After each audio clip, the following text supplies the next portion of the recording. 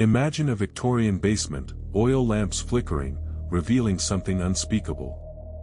Not ghosts, but raw, screaming flesh, pulsing with forgotten terror.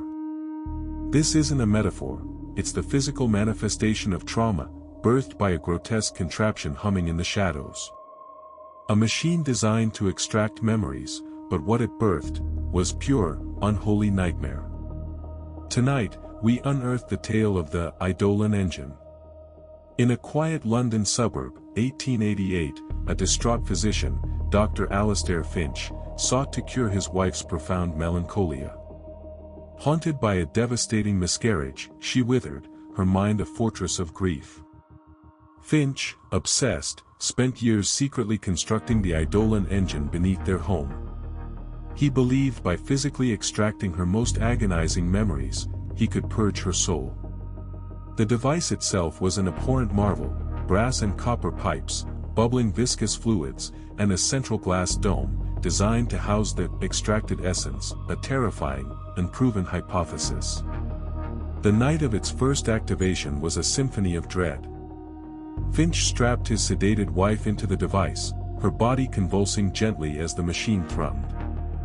As the arcane process began, a grotesque, embryonic mass slowly extruded from a series of tubes leading to the glass dome. It wasn't inert, it pulsed, throbbed, and began to twist into something unspeakably familiar. A tiny, malformed limb, then a crude, weeping eye opened, reflecting his wife's terror, not a memory of the miscarriage, but the miscarriage itself, made corporeal, dripping amniotic fluid onto the cold metal. Panic seized Finch as the manifestation grew, writhing, its formless body coalescing into a weeping, screaming infant-like entity, umbilical cord still attached, its cries tearing through his mind. But then, the horror deepened. Other memories began to bloom from the machine, grotesque fungal growths of flesh and bone. His wife's childhood neglect, manifest as a gaunt, shivering phantom clinging to the nascent horror. Her father's cruel words, now sharp, calcified shards of bone erupting from the growing mass. The Eidolon wasn't just extracting, it was birthing a living tapestry of her pain, an impossible, ravenous entity that was slowly, agonizingly, consuming her life force as it grew. Finch, screaming, tried to shut down the machine, but it pulsed with a dark, triumphant energy. It wasn't a medical device. It was a biological weapon.